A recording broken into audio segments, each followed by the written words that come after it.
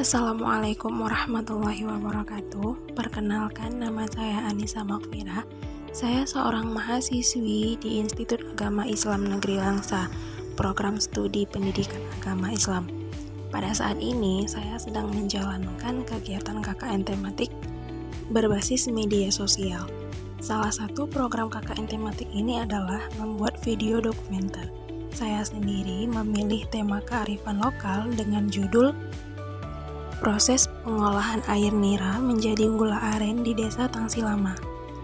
Pohon aren adalah salah satu tumbuhan palma selain kelapa yang memiliki banyak kegunaan dan manfaat. Saya telah merangkum beberapa tahapan dalam pembuatan gula aren dalam sebuah video dokumenter. Tahapan yang pertama, tentu saja kita harus mendapatkan air nira dari pohon aren. Air nira ini ketika sudah kita dapatkan, maka langsung dibawa ke pondok pembuatan gula aren. Gula aren tidak dibuat di dapur maupun di dalam ruangan, melainkan di sebuah pondok yang memang sudah ada sejak orang-orang tua zaman dulu. Nah, jika air nira sudah didapatkan, maka langsung dimasukkan ke dalam wajan yang sudah berada di atas tungku. Tungkunya ini sangat unik loh teman-teman, karena tungkunya ini buatan sendiri dan berbentuk lingkaran. Bentuk lingkaran ini bertujuan agar kayu apinya itu awet. Kayu yang digunakan juga bermacam-macam, mulai dari ranting-ranting kayu ataupun kayu yang sudah ditebang maupun bambu yang sudah kering. Namun saran dari pengrajin gula aren, ketika ingin menggunakan bambu, maka bambunya harus dibelah terlebih dahulu agar tidak meledak nantinya. Setelah gula aren air niranya dimasukkan ke dalam wadah, tungku apinya ini harus dihidupkan dan harus dijaga agar apinya tidak mati. Kayu apinya jangan lupa untuk ditambahkan agar tetap hidup apinya.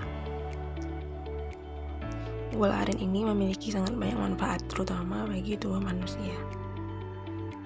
Nah, ketika gula aren dimasak, kita harus tetap stay di tempat untuk sesekali mengaduknya agar tidak mengental di bawah.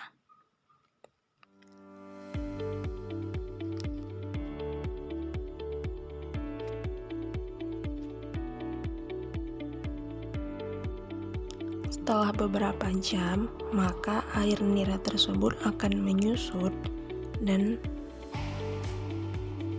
akan mengkristal.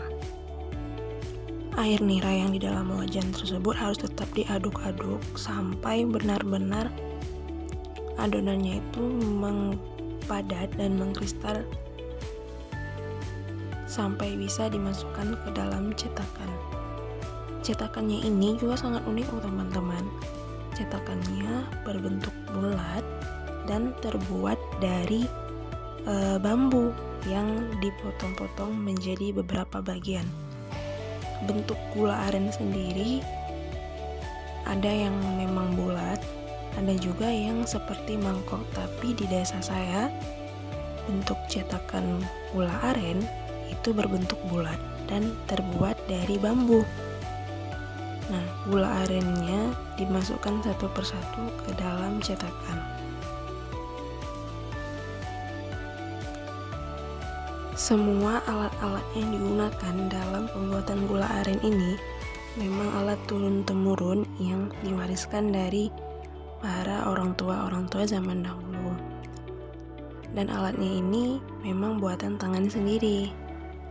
Setelah semua air nira yang sudah mengkristal dimasukkan ke dalam cetakan, kita hanya tinggal menunggu sampai gula arennya benar-benar mempadat dan mengkristal di dalam cetakan, baru bisa dilepas satu persatu.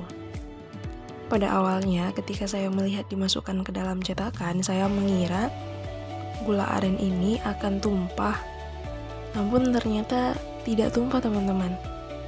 Dan setelah semua gula arennya ini dingin dan mengkristal, itu sudah bisa dilepas dari cetakan dan nantinya akan dipindahkan dalam sebuah wadah. Gula aren ini dapat dikemas jika keadaannya memang sudah benar-benar dingin dan tidak ada uap panasnya lagi. Hal ini bertujuan agar ketika dilakukan pengemasan, itu gula arennya tidak, kalau bahasa di sini, tidak berpeluh teman-teman, tidak menguap airnya. Nah, pada pengemasannya ini juga sangat unik teman-teman. Mereka, para pengrajin di desa saya, tidak menggunakan bungkusan-bungkusan plastik, tetapi menggunakan daun pisang yang sudah kering.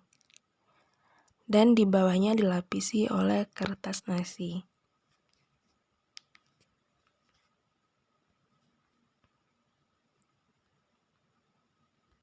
Satu kemasannya itu biasanya terdiri dari 1 kilogram gula aren yang dijual seharga 30.000 per kilogramnya. Ketika kita melihat betapa sulitnya para pengrajin ini ketika mendapat air nira harus memanjat pohon arennya, harganya memanglah tidak sesuai.